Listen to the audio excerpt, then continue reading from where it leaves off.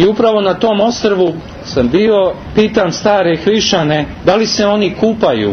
Kaže da je tradicija na Patmosu da hrišćani se ne kupaju iz razloga što ko se okupa u blagodati Božje nema potrebe da se kupa s polja. Ko se okupao u krštenju i kupa se u suzama, prolivajući suze za grehe svoje, a pogotovo tu gde se izla tolika blagodat, hrišćani imaju veliki strah Božji da ne otkrivaju svoje telo pred licem Božjim, pred sobom i pred drugima. Nama danas nedostaje strah Božji, isti koji će spasti svet. Oni koji su doživjeli ovu tajnu Božjeg susretanja, oni nam otkrivaju ono što je bilo u početku i što će biti na kraju sveta i veka. Upravo sveti otac naš Vasilije Ostroški susreo se najdublje s Bogom. Nema potrebe da vam pričam o žitiju kad svetinja sve priča.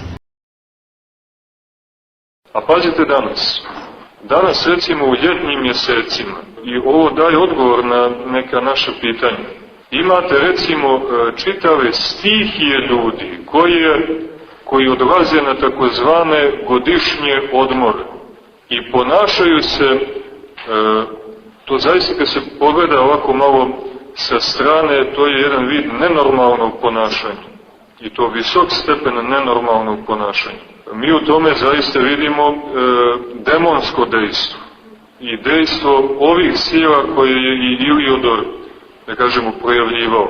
Zašto? Zato što nije u pitanju jedan čovjek, nego dobar dio naroda. To su, da kažemo, migracije. U jednom trenutku se narod seli sa jednog mjesta na drugo i došavši na to drugo mjesto koje nazivamo morem ili nekim turističkim mjestom, počinje naglo da se obnažuje. Šta to znači?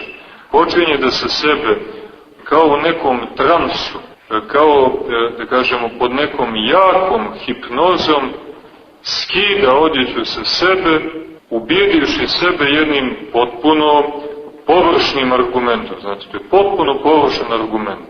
Da je ljeto i da je sezona kupanja. Uvalivši takvu jednu, da kažemo, pomisao, oni zatvaraju taj um koji dalje više uopšte ne rasuđuje. I šta onda ima da vidi neko ko posmatra sa strane?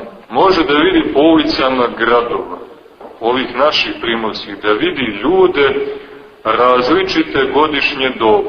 Od djece, djevojčica, koje se šetaju sa svojim roditeljima koji su također obnaženi. Imate scenu otac, majka, 3-4 djece, svi obnaženi i šetaju gradskim ulicama. Potpuno nenormalna scena.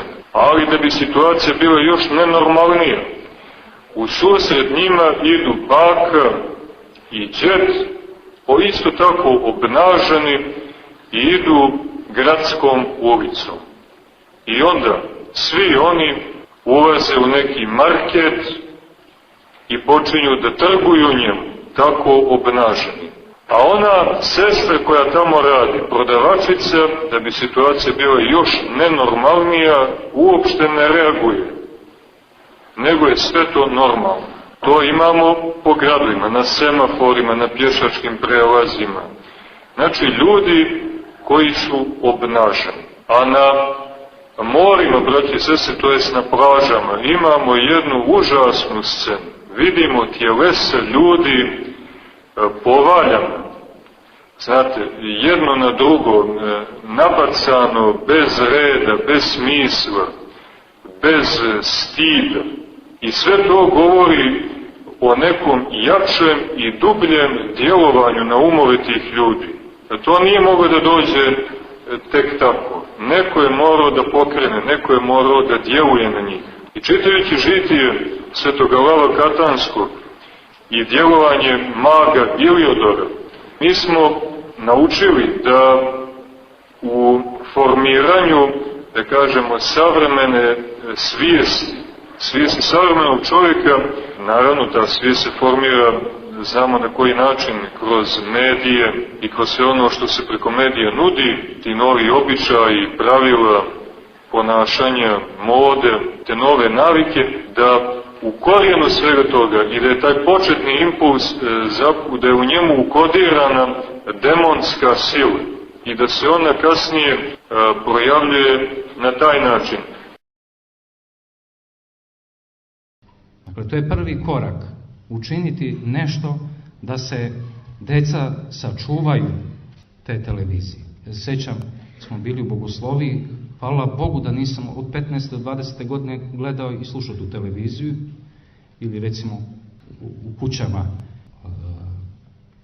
kada se ne gleda televizije, pogotovo pred televizijom zajedno da budu roditelji, otac, majka i deca i da gledaju takve scene koje ne priliče, a nemaju stida.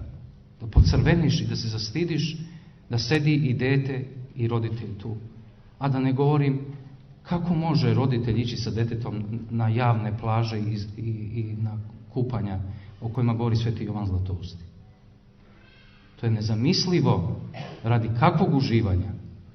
Što kaže naš mitropolit, kad krenemo sa Cetinja prema dole Primorju, prema Budvi i samo vidiš izloženu mesinu, kao da se u onoj, kako se zove, u mesari tamo da se meso pakuje jedno pored drugoga i zaista jedna, kaže, prženje na suncu, stvaranje neke boje, ne kaže možda iz zdravstvenih razloga nekome treba. Ja sećam da sam imao povredu u saobraćaju, pa sam morao ići radi sunčanja, ali sam gledao da se negde, da se sklanjam i da ide na jedno mjesto da me neće niko vidjeti, izložiti svoje telo javno. Sad zapitajte se, da li smo mi hrišćani? Nije ovo neki moralizam, isceđivanje i traženje, ali malo pomalo i verujte mi, nemojte se čuditi što je tako zavladao duh i što se takva deca rađaju iz takvih brakova i što su tolike bolesti.